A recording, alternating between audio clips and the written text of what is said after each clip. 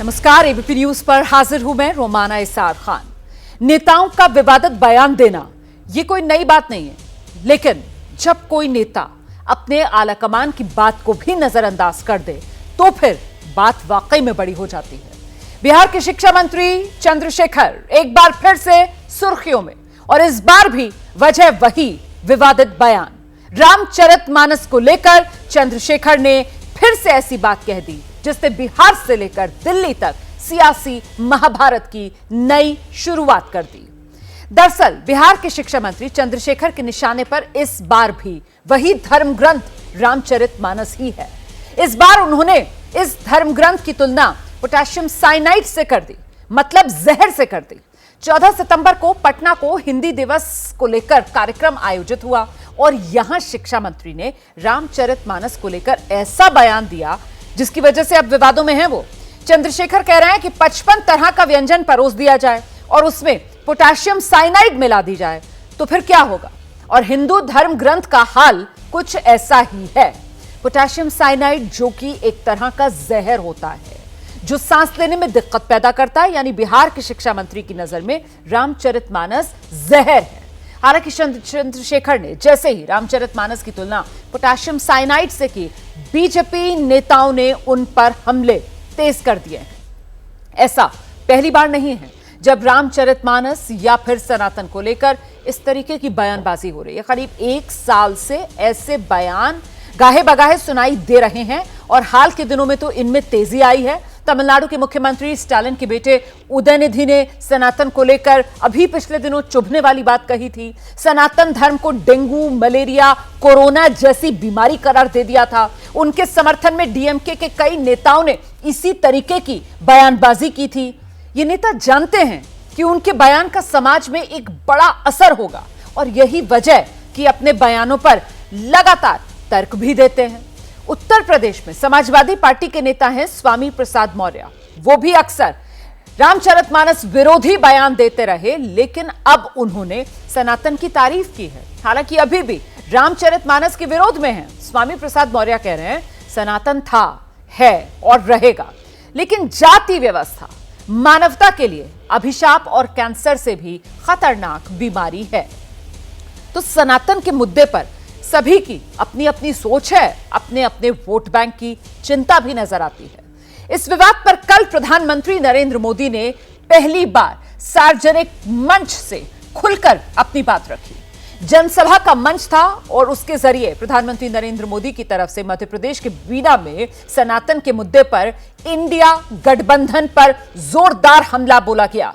प्रधानमंत्री ने कहा इस गठबंधन की रणनीति ही भारत की संस्कृति पर हमला करने की है, भारत के विचारों को तबाह करने की है। तो अब ऐसे में सवाल यह है, आखिर इस तरीके की मुद्दों की सियासत में कितनी जरूरत है? क्योंकि एक तरफ विपक्षी दल के नेता सरकार पर मुद्दों से ध्यान भटकाने का आरोप लगाते हैं और दूसरी तरफ खुद वही विपक्षी दल के नेता ऐसे बयान देते हैं जिसकी वजह से इस तरीके के विवाद खड़े होते हैं। तो आज का सबसे बड़ा सवाल यही है, भूले महंगाई, बेरोजगारी, इंडिया गठबंधन की आखिर ये कैसी लाचारी? इसी मुद्दे को लेकर चर्चा करेंगे, लेकिन पहले देख लीजिए जरा आज के मुद्दे पर सियासी बात, पलटवार।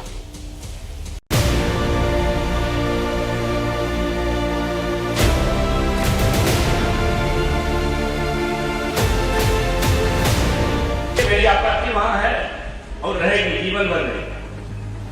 जो पोटेशियम साइनाइड टाइप का कुछ चीज है ग्रंथों के अंदर, मैंने कहा तो जिहवा पर 10 करोड़, मोहन भागवत कहा तो फिर पर 10 रुपया को नहीं रखा। INDIA ने ये तय कर लिया, एजेंडा बना लिया कि सनातन हिंदुओं को समाप्त करना है। ये ठेका पहले स्टालिन के कुर्मा को दिया गया, अब लालू यादव और नीतीश कुमार कैसे पीछा होते हैं? में लिखा है और कौन लिखे हैं? पात्र का चयन, पात्र के मुंह में बोली कौन भरता है? 2000 साल पहले प्रभु श्री राम जी आए होंगे रामचरित मानस के लिखने के पहले। कड़ी से कड़ी कार्रवाई करिए नीतीश जी। आपको भी रामचरितमानस में पोटेशियम साइनाइड नजर आता है तो आप भी चख लीजिए। वहां तारना कर ता बड़ा रहो और ना ता धुने बदला गया। जहां ता छोटी रह होती है, तारना उसका मतलब उद्धार करना, जहां बड़ा रह होता वहां मारना, पीटना, दंड देना, कठोर वचन कहना ही है। जो गठबंधन भारत की भूमिका और भारत की नींव को नष्ट करने की बात करेगी, उस गठबंधन को नष्ट करने का काम भारत की 140 करोड़ जनता करेगी। आज किसी को समझाने लग जाना कि अपना देश सनातन धर्म का भी देश है, बाकी भी धर्म है, पर सनातन धर्म कोई ये शिक्षा नहीं देता, कोई कहता नहीं कि दूसरे धर्मों को दूर रखा जाए। अगली जो लोकसभा चुनाव होगा ये सिविलाइजेशनल का फाइट होगा, सभ्यता का फाइट होगा और हमारा भारत का लोग सनातन को सुरक्षित रखेगा। हम सर्वधर्म संभाव में विश्वास रखते हैं। हमारा जो राजनीति का जो हमारा दायरा है उसमें 140 करोड़ लोग आते हैं। हम बंटवारे की राजनीति नहीं करते। बंटवारे की राजनीति भारतीय जनता पार्टी करती है। जिस परंपराओं ने हजारों वर्ष से जोड़ा है उसे तबाह कर दो। ये इंडी अलायंस उस सनातन संस्कारों को, परंपरा को समाप्त करने का संकल्प लेकर के आए हैं।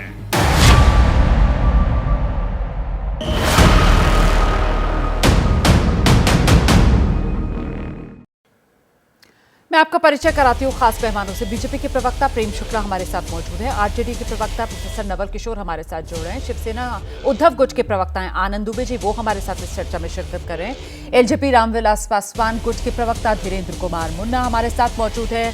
वरिष्ठ पत्रकार रामकृपाल सिंह जी और वरिष्ठ पत्रकार पंकज शर्मा जी भी आज की इस चर्चा में हमारे साथ शिरकत कर रहे हैं। बहुत स्वागत आप सभी का।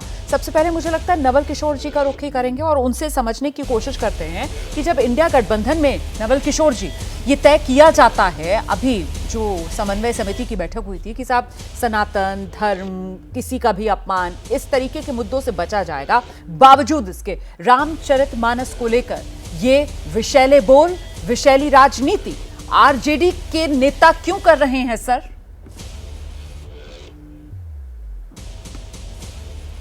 देखिए रोमाना जी, इसमें कोई विषैलापन नहीं है और उसका आशय यही है कि ग्रंथों का वो भाग जिससे किसी समाज के किसी हिस्सा को या किसी सेक्शन को प्रभावित करता है, उसके विषय में उन्होंने बात की है। उन्होंने सनातन खत्म करने की तो बात नहीं की है, पूरा रामचरित्र ग्रंथ को समाप्त करने की तो बात नहीं की है। उन्होंने तो इस बात को बताया है कि कैसे, किस कॉन्टेक्स्ट में या किस संदर्भ में इस बात को रख रहे हैं।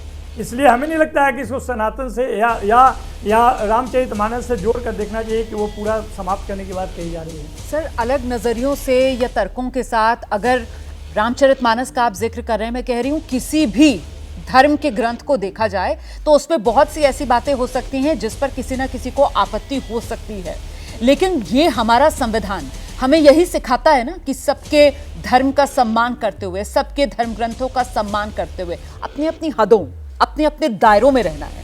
बावजूद इसके आपकी पार्टी के नेता जो बिहार में संवैधानिक पद पर बैठे हुए हैं, शिक्षा मंत्री हैं, वो इस तरीके से सर एक धर्म और उस धर्म के ग्रंथ पर अगर निशाना साधते हैं और वो भी जहर से सर उसका कंपैरिजन करते हैं, तो फिर इसको विषैली राजनीति ना कहा जाए तो और क्या कहा जाए? नहीं, उन्होंने ये भी बात कही है कि 65 व्यंजन है जो कि अच्छा है, और उसमें एक जो है जिसको कि उन्होंने शब्द हो सकता है गलत है, वो नहीं चूज करना चाहिए, लेकिन जो कॉन्टेक्स्ट है, जो संदर्भ है, तो उसमें एक चीज़ है जो विषैला है या जो खराब है। बाकी तो वो भी उनके कथन में भी है कि 65 चीज़ उसमें अच्छे हैं, और किसी ग्रंथ के एक हिस्से की बात कर रहे हैं, ग्रंथ ऐसा तो बात कर नहीं रहे हैं। इसलिए अगर आप उस चीज़ को पूरा उस संदर्भ में दिखाना चाहते हैं लोग, या जो लोग देखना चाहते हैं, उनका एक अपना निर्धारित मंतव्य है। आपने इसी भारतीय इतिहास में देखा होगा कि विमर्श का इतिहास रहा है। वही बी आर अम्बेडकर जी लिखते हैं the annihilation of caste in India, और वही संविधान के ड्राफ्टिंग कमेटी के चेयरमैन भी होते हैं। तो इस पे जो बात तो कही जाती है हमेशा, उसका मतलब थोड़ा है कि धर्म को छोड़ने और धर्म को समाप्त करने की बात आप नहीं जा रही सही है। कह रहे हैं सर, इतिहास जो है वो विमर्श का रहा है और लोकतंत्र की तो सर परंपरा भी संवाद की रही है। लेकिन अब तो हम देख रहे हैं ना, यहाँ तो संवाद भी लोग करना पसंद नहीं कर रहे हैं, संवाद भी उन्हीं के साथ करना पसंद कर रहे हैं जो आपको सूट करते हैं। ऐसे में मेरा सवाल यह है सर कि ये चुनावी माहौल है और इस सियासी माहौल में जिस तरीके से बार बार घूम फिरकर इंडिया गठबंधन ही के नेता हैं सर, जो कभी सनातन को लेकर बयान दे देते हैं, कभी आप ही की पार्टी के नेता हैं सर, जो रामचरितमानस को लेकर गाहे बगाहे बयान दे देते हैं, जो तिलक लगाने वालों को लेकर बयान दे देते हैं। तो सर ये सियासी माहौल में इस तरीके के सनातन पर चुन चुन कर हमले चुनावी फायदे के लिए किए जा रहे हैं क्या? नहीं, देखिए, चुनावी फायदे के लिए नहीं किए जा रहे हैं और उसका कोई कॉन्टेक्स्ट ही नहीं। ये सामाजिक और धार्मिक कॉन्टेक्स्ट में बात की जा रही है। ये तो पूछना चाहिए प्रधानमंत्री से कि वो चुनावी मंच में भी इंडिया गठबंधन कहते कहते इंडी गठबंधन पे, इंडी अलायंस पे आ गए।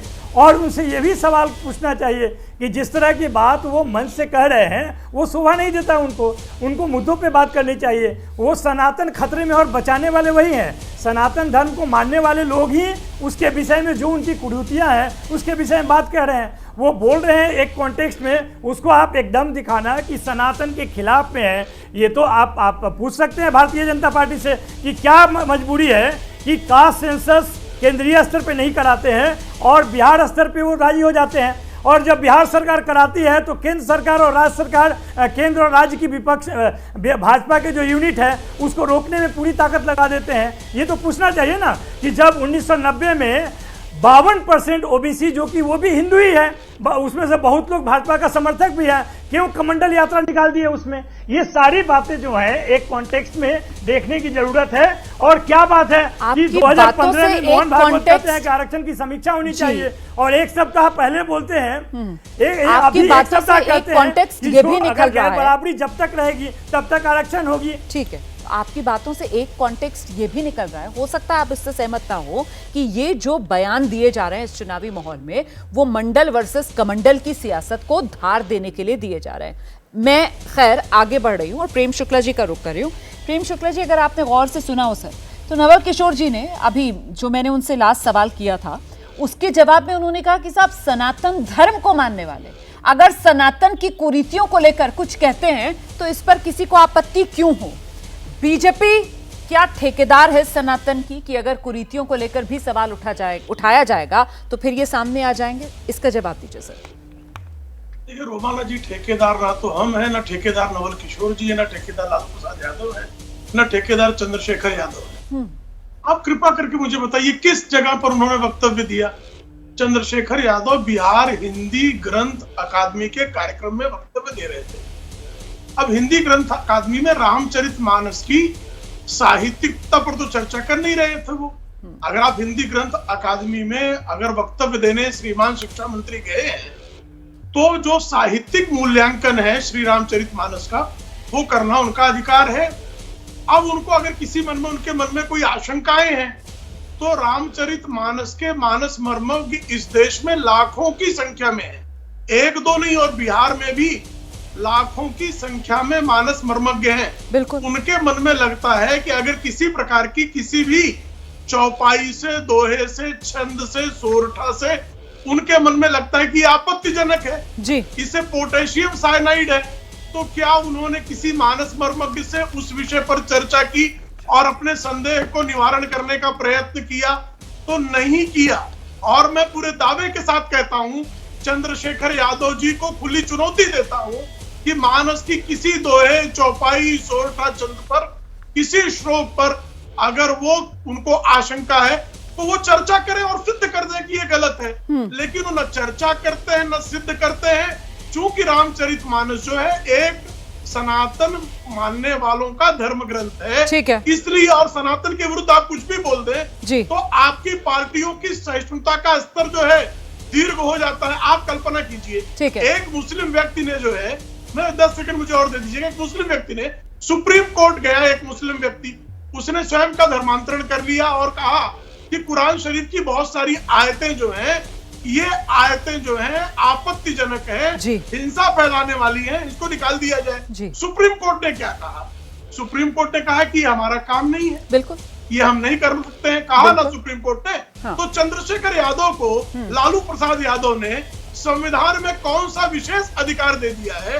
क्यों रामचरितमानस को साइनाइड कर रहे हैं? बिल्कुल सर, मैंने इसीलिए नवल किशोर जी से मैंने यही सवाल पूछा कि संविधान जो है देश का, वो ये कहता है कि आप सभी धर्मों, सब धर्म के ग्रंथों, सब धर्म के प्रतीकों का एक साथ सम्मान करें।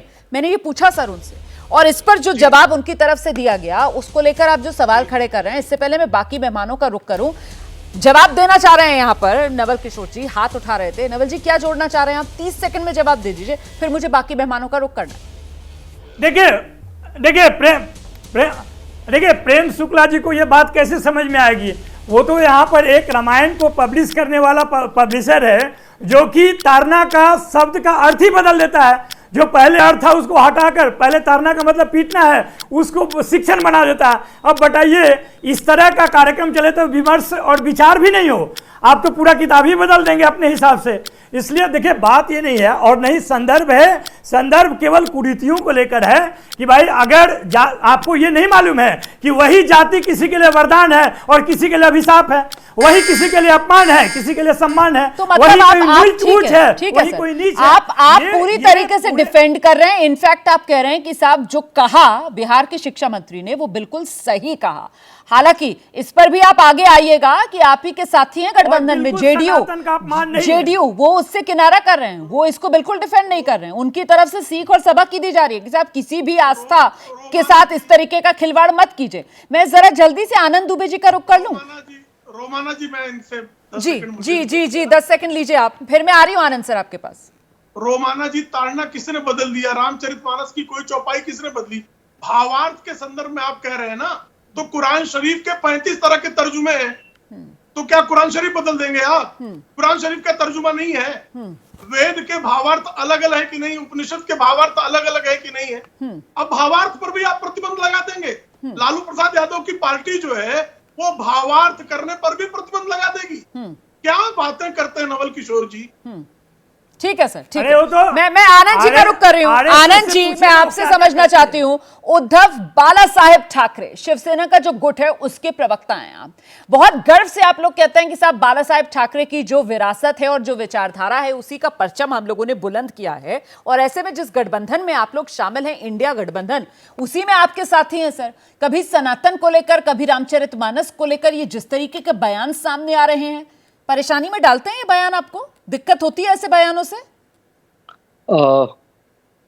रोमाना इसार खान जी नमस्ते जी। बिल्कुल परेशानी होती है, बहुत आपत्ति लगती है, और खुल के समय समय पे अपनी आपत्ति दर्ज कराते हैं। ये सारा जो है यह विशेषतर लगाव रखता है अल्प ज्ञान से, बुद्धिहीनता से। जिसके पास ज्ञान की कमी होती है, बुद्धि नहीं होती है, अबोध बालक समान कुछ भी बोल सकता है। अब सोचिए कि रामचरितमानस पर चंद्रशेखर जो मंत्री हैं, जिनके नाम में चंद्रशेखर है, चंद्रशेखर का अर्थ होता है जिसके मस्तक पर चंद्रमा विराजे, मतलब शिव शंकर, जो सनातन से आया हुआ नाम है, हिंदुत्व को दिखाता है। वो मंत्री कहता है कि रामचरितमानस में गड़बड़ियां हैं। रामचरितमानस वो ग्रंथ है जिसमें भाई के प्रति भाई की भावना क्या है यह दिखाई जाती है, पिता के प्रति पुत्र की क्या भावना है यह दिखाई जाती है, पत्नी के पति के प्रति क्या भावना है यह दिखाई जाती है। ऐसे रामचरितमानस ग्रंथ पर यदि आप बुद्धिहीनता दर्शाएंगे तो कहीं ना कहीं हमारी शिवसेना को तो आपत्ति होगी, क्योंकि हम जानते हैं सनातन को, हम समझते हैं हिंदुत्व को, हम समझते हैं भारत के अध्यात्म को। एक रामायण की बहुत प्यारी चौपाई है कि सेवक सठ नृप कृपण कुनारी, कपटी मित्र सूल समचारी। जिस लालू प्रसाद यादव जी बड़े प्रेम से छठ की पूजा करते हैं, उनके बेटे तेज प्रताप कृष्ण भगवान के इतनी भक्ति करते हैं, उनकी पार्टी के मंत्री यदि सनातन और रामचरितमानस पे कहेंगे और उस पर कोई रोकेगा नहीं, ये और दुर्भाग्यपूर्ण स्थिति है। तो वो हमारे मित्र पक्ष हैं, लालू प्रसाद यादव जी का हम बहुत सम्मान करते हैं, वो हमेशा श्री कृष्ण भगवान और छठ मैया का हमेशा स्वागत करते हैं। तो ऐसी पार्टी के नेताओं से ये उम्मीद हमें नहीं रहती। नवल जी उन्हें साथी सिखाना है चाहिए। आपकी, ठीक है ज्ञान सर, में ठीक कोई है। कमी हो तो उन्हें साथी है बताइए। आपके गठबंधन में, और वो कह रहे हैं कि साहब सनातन हिंदुत्व जिनके पास ज्ञान कम है, जो समझते नहीं है, वही ऐसा बयान दे सकते हैं। तो सर पहले समझ लीजिए, और अगर वाकई में समझ नहीं है, ज्ञान कम है, तो फिर सर बचना चाहिए ना बयान देने से। वैसे भी धार्मिक मामले, आस्था से जुड़े मामले, बेहतर यही है कि इन पर ज्यादा कुछ ना कहा जाए सर, क्योंकि आस्था से खिलवाड़ करना तो कोई नहीं कहता है सर, सिखाता नहीं है। संविधान भी हमें कहता है इससे बचिए। देखिए, आस्था के खिलाफ हम भी नहीं है, सारे धर्मों का सम्मान करते हैं, और जो लोग जिन्होंने बोला है वो भी सनातन के खिलाफ नहीं बोला है। आप किस कॉन्टेक्स्ट में उसको देखते हैं ये अलग तरीका हो सकता है, लेकिन सनातन धर्म का विरोधी कौन है? राम जो मर्यादा पुरुषोत्तम राम का विरोधी कौन है? कृष्ण का विरोधी कौन है? उसके तो हम लोग उपासक हैं, उसमें कहा कोई संभव। लेकिन अगर लेकिन मानस के विरोधी हैं, लिखा गया है वो तुलसीदास, लेकिन मानस के विरोधी हैं। जब तक मानस रहेगा इसका विरोध करेंगे, ये कहते हैं बिहार के शिक्षा मंत्री। मानस की चौपाई में जाति को लेकर गलत बात, ये कहते हैं बिहार के शिक्षा मंत्री। रामचरितमानस बांटने वाला धर्म, ये कहते हैं बिहार के शिक्षा मंत्री कि ये बांटने वाला धर्म ग्रंथ है रामचरितमानस। इस देश में चतुर्वर्ण व्यवस्था का कौन समर्थन करेगा बताइए?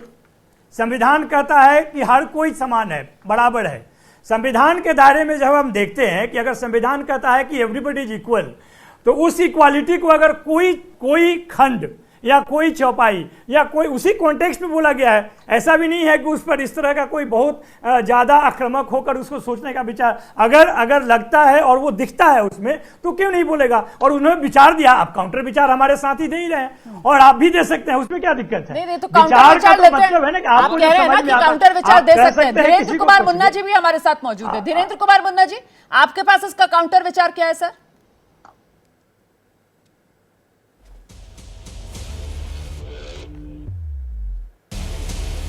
जी देखिए, चंद्रशेखर जी ने क्या बोला है, जिसकी रही भावना जैसी प्रभु देखी मूरत पिन तैसी। अब खुद जेब में अगर साइनाइट लेके वो घूम रहे हैं, तो उनको रोटी में, ग्रंथ में, सब जगह बारूद और साइनाइट दिखता होगा। अरे अगर उनको लगता है किसी अगर छंद पे अगर उनको आपत्ति है, तो क्यों नहीं वो एक ग्रंथ लिख देते हैं? हम सभी सनातनी उससे प्रभावित होकर उनको मानेंगे।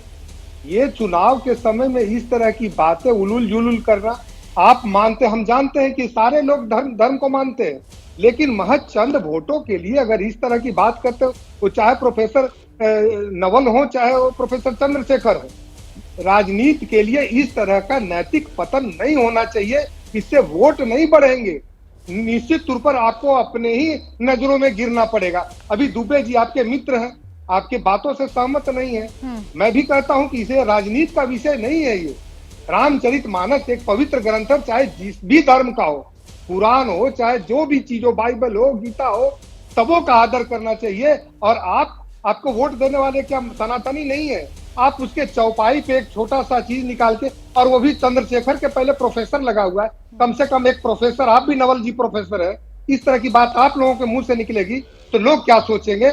कम से कम इसका चुनाव में इस्तेमाल नहीं करिए। आपको कहीं आपत्ति है तो आप न्यायालय जाइए।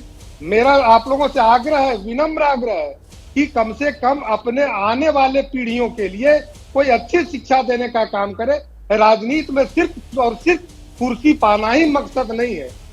ठीक है धीरेन्द्र जी, आप जो बात कह रहे हैं, मुझे लगता है अब दोनों पत्रकारों का हम रुख करेंगे। मैं पहले पंकज जी आपके पास आ रही हूं। साफ नजर आ रहा है ये बाल की खाल निकालकर विवाद बनाने की जो स्थिति है, 24 की चुनावी बिसात पर किसी तरीके से राजनीतिक तौर पर फायदा मिल जाए, ये उसी के लिए सर जुगत लगाई जा रही है। पंकज जी,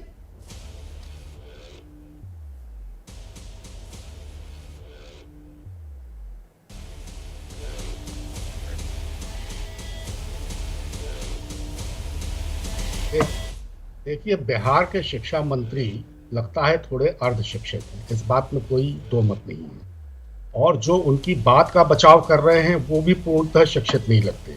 लेकिन इसके साथ ही ये जो कथित राम भक्त हैं, इनको भी ये नहीं मालूम है कि सनातन धर्म और उसकी समाज परंपरा में अपनी चेतना और सत्य पर टिके रहने का क्या मतलब है। उसमें सनातन धर्म में कहा गया है कि किसी व्यक्ति को कुल के लिए, कुल को गांव के लिए, गांव को जनपद के लिए छोड़ा जा सकता है, लेकिन आत्मा के लिए तो पृथ्वी को भी छोड़ देना चाहिए। ये सारे हिंदुओं की तरफ से बोलने वाले जो साधु हैं, जो संत हैं, जो महंत हैं, जो स्वामी हैं, और जो ये हिंदू निष्ठ संगठनों और पार्टियों के नेता हैं, इनको आदि शंकराचार्य से कुछ सीखना चाहिए। आदि शंकराचार्य तो अहिंदू नहीं थे। आदि शंकराचार्य तो किसी विद्वान या किसी संत की तरह अपने अद्वैत का प्रचार करने नहीं निकले थे। वे वैदिक सनातन धर्म की पुनर्स्थापना करने के लिए निकले, और जब केरल के कालड़ी गांव से बचपन में अकेले निकले थे, उनके साथ 2 लाख कार सेवक नहीं थे। लेकिन आज क्या है कि आज जरा सी कोई बात होती है तो उस बात का बतंगड़ खड़ा करने की कोशिश इसलिए होती है कि चुनाव सामने है। अब ये सज्जन जो शिक्षा मंत्री हैं, अर्धशिक्षित हैं, इन्होंने अगर कोई बात कही है तो क्या उससे समूची सनातन संस्कृति पर इतना बड़ा खतरा आ गया है कि इतनी बड़ी बड़ी बहस की जाए, इतने सब लोग बैठकर उस पर इतनी सब राय दें? सर, ये आप जो बात कह रहे हैं, पंकज जी, इसका दूसरा एक पक्ष ये भी हो सकता है जो आप कह रहे हैं कि साहब बात पर बतंगड़ क्यों खड़ा करना। इसका दूसरा पक्ष ये कि बात ही ऐसी क्यों बोलनी जिस पर ये बहस की स्थिति बने। क्या ये बात बोलने के पीछे मकसद ही राजनीतिक फायदा लेने का है? 24 की चुनावी बिसात पर किसी तरीके से वोटों की जुगत को साध लिया जाए, इसी वजह से क्या ये सनातन को लेकर, रामचरितमानस को लेकर बयान दिए जा रहे हैं? ये है मेरा सवाल। सनातन पर ये जहर वाला प्रहार, क्या विषैली राजनीति से होगा बेड़ा पार? तमाम खास मेहमान हमारे साथ मौजूद हैं। मुझे लगता है रामकृपाल सर को आना चाहिए कि ये साइनाइड से लेकर सनातन तक, क्या आपको लग रहा है कि सीधे सीधे 24 चुनावी कनेक्शन इसमें नजर आता है? आपने शुरू में ही एक वाक्य बोला था जो बिल्कुल निचोड़ है, वो ये था कि मंडल का जो आया था, जो उसका उद्देश्य था, मंडल कुछ समय तक तो, जब तक मंडल के खुद के अंतर्विरोध सामने नहीं आए तब तक वो पिछड़ों को और दलितों को एक साथ रखने में कामयाब हुआ। उत्तर प्रदेश में जब काशीराम और मुलायम हुए तो याद होगा आपको नारा कि मिले मुलायम काशीराम, हवा में उड़ गए जय श्री राम, वाकई रहा। लेकिन देखिए 2019 में वही काशी और मुलायम की पार्टियां मिलती हैं, लेकिन परिणाम दूसरा रहा।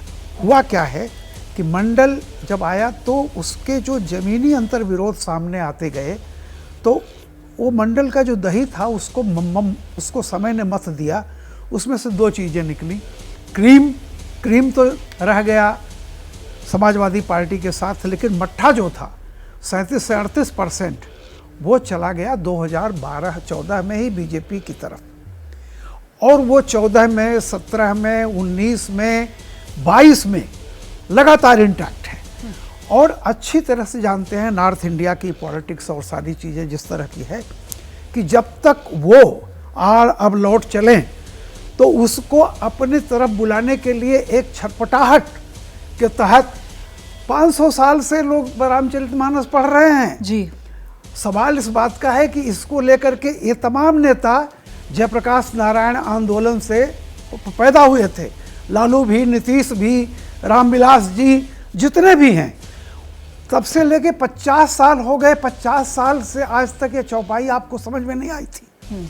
तो 2000 ऐन चुनाव के मौके पर ही अब ब्रह्म ज्ञान हो गया कि कितनी घटिया बातें लिखी हुई हैं। सही बात। अरे समाज हर घर में मानस पढ़ी जाती है और 50 साल से वो इसको आत्मसात कर चुके हैं।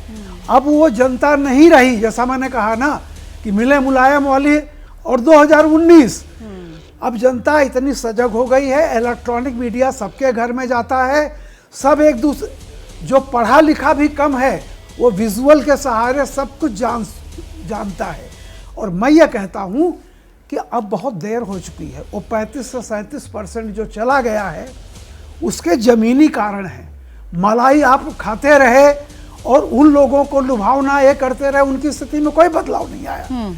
और आज जहाँ वो गए हैं, बदलाव आया है कि नहीं आया है, ये 24 का जनता वोट करेगी, सब पता चल जाएगा।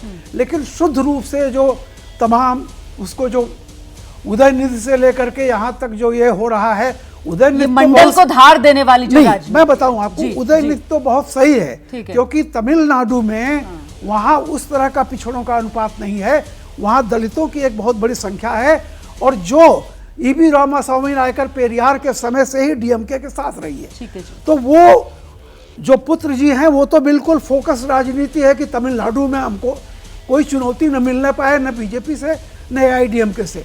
लेकिन पिताजी जो हैं अखिलेश मतलब एम.के. स्टालिन, आप देखिए कि पिछले चुनाव में उन्होंने जो मैनिफेस्टो बनाया था जी, उसमें एक चीज थी कि हम अगर सत्ता में आएंगे तो बुजुर्गों को तीर्थ यात्रा कराएंगे। ये डीएमके से डेविएशन था, यानी उनको ये मालूम है, बड़े स्टालिन जी को, मुख्यमंत्री जी को, कि बिना एक सॉफ्ट हिंदुत्व को रखे इस देश में किसी केंद्रीय राजनीति में पहुंचना असंभव है। और सर वो बड़े स्टालिन साहब जो आप कह रहे हैं, एम.के. स्टालिन, अगर उनकी पत्नी का भी नाम टाइप करें, या उदयनिधि स्टालिन जो सनातन के विरोध में बयान देते हैं, उनकी माताश्री का नाम टाइप करेंगे आप, तो सबसे पहले जो आपको सर्च इंजन पर नजर आएगा वो पता चलेगा किस तरीके से वो मंदिरों में जा रही हैं और मंदिरों में जाकर वो दान दे रही है। खैर, आपने जिस तरीके का यहाँ पर एग्जाम्पल रखा कि एक वो 90 का दशक था जब मिले मुलायम काशीराम, हवा में उड़ गए जय श्री राम, और फिर वही फॉर्मूला 2019 में जब फ्लॉप साबित हुआ उत्तर प्रदेश में कि एसपी बीएसपी साथ आकर भी कोई कमाल नहीं कर पाई। अब नवल जी, ये हिंदुओं को अगड़े पिछड़े में बांटने वाले बयान, ये डिवाइड एंड रूल सर, ये कहां काम आएंगे थे? देखिए, ओबीसी तो संविधान संगत है, सोशली और एजुकेशनली बैकवर्ड जो है वो संवैधानिक शब्द है। प्रथम पिछड़ा आयोग, दूसरा पिछड़ा आयोग के आधार पे जो मिला, उस समय तो राम कृपाल जी नहीं सर, संवैधानिक शब्द जो है वो हिंदुओं को बांटने के लिए थोड़ा ही है। संवैधानिक शब्द जो है वो ठीक है, अधिकार दिलाने के लिए संवैधानिक शब्द है, लेकिन हिंदुओं को बांटने के लिए, हिंदुओं में भेद पैदा करने के लिए संवैधानिक शब्द थोड़ा ही है सर। माना जी, आपको लगता है कि 2-3 मिनट है, उसके बाद अच्छे से आप रिस्पॉन्स कर सकते हैं। जो धर्म में एक है, जातियों में बांटा है, ये मैं नहीं कह रहा हूं, न मैंने बांटा है।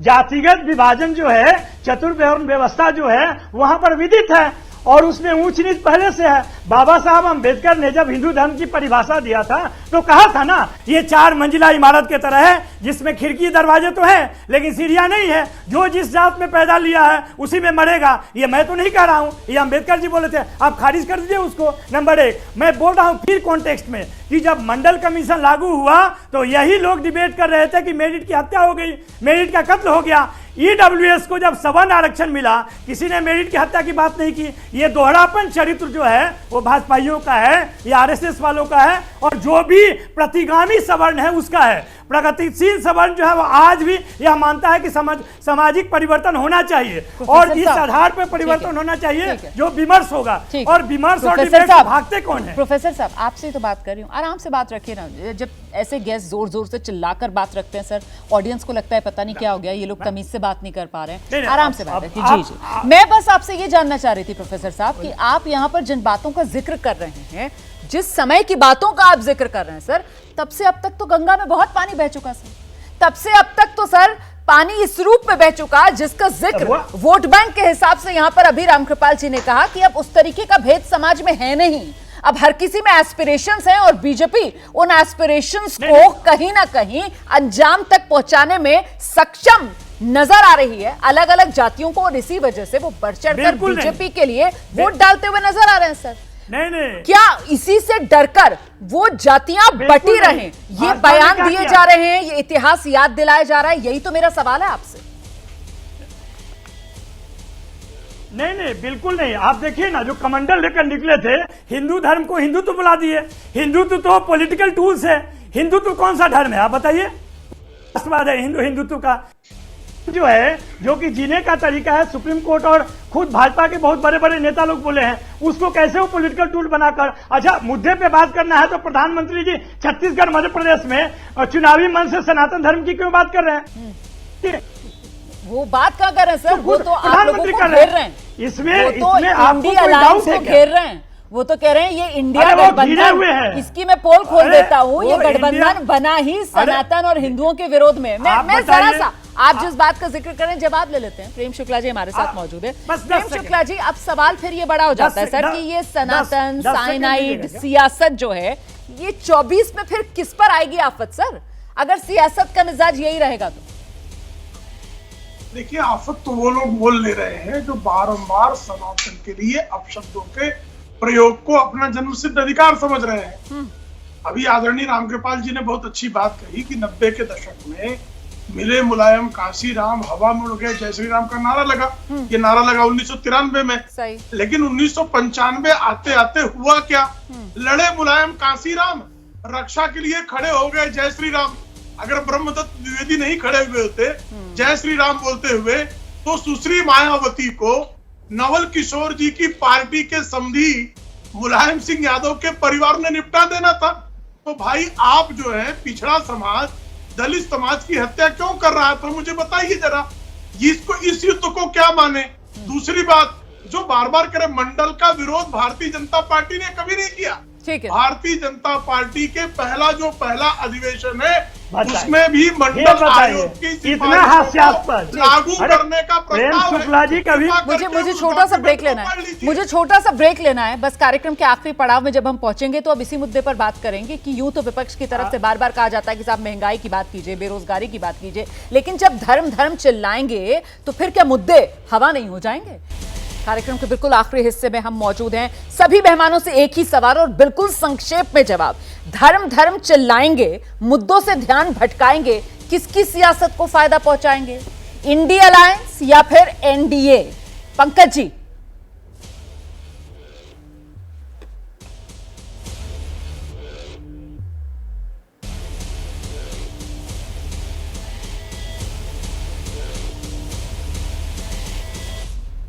मुझे जी देखिए, ये जो सनातन संस्कृति पर बात करने वाला मसला है, ये इससे किसको फायदा होगा नहीं होगा, यही तो सबसे बड़ा दुर्भाग्य है कि इस तरह से सोचा जा रहा है। मेरा कहना यह है कि इससे इंडिया अलायंस को फायदा होता है या इससे भारतीय जनता पार्टी को फायदा होता है, मुद्दा वो नहीं है। ये मुद्दा ये है कि सनातन धर्म, जिसको मोटे तौर पर हम हिंदू धर्म कहते हैं, उस पर हमला करने से, उससे उसकी मीन मेख निकालने से किसी को फायदा नहीं होगा। ठीक है, न तो इसका टूल देने से समय मेरे पास कम है सर, संक्षेप में।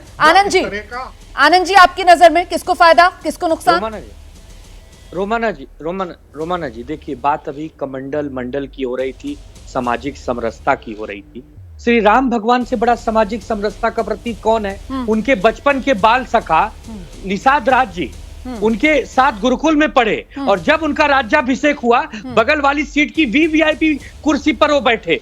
तो श्री राम भगवान के रामचरितमानस पर कोई जाति का भेद करे कि वो जाति व्यवस्था के ये थे वो थे, ये कैसा दुर्भाग्यपूर्ण है। तो मतलब इससे आपके हिसाब से तो जो ऐसी नहीं है टीका टिप्पणी कर रहे हैं उन्हीं को नुकसान होगा ना, मतलब इंडिया गठबंधन को नुकसान होगा। ठीक है, जल्दी से रामकृपाल जी। कह रहा हूं कि जो ठीक है सर, ठीक है रामकृपाल सर। देखिए, जनता जानती है, एक सवाल अच्छी तरह जानती है कि ऐन चुनाव के मौके पर ये नए राजा राम मोहन राय जो पैदा हो जा रहे हैं, इसका मकसद क्या है? तो इसलिए इस तरह के विवाद को कोई फायदा होगा मुझे नहीं लगता है। जनता अच्छी तरह जानती है कि चुनाव से पहले कई समाज सुधारक जो पैदा होते हैं जी, ये चुनावी समाज सर। समय मेरे पास इतना ही है, माफी के साथ बाकी मेहमानों के पास नहीं आऊंगी। बहुत बहुत शुक्रिया आप सभी का आज की चर्चा में मेरे साथ जुड़ने के लिए। तो कुल मिलाकर इस तरीके के बयानों से किसी की सियासत को फायदा हो ना हो, नुकसान यकीनन इस तरीके के बयानों के बाद होना तय है।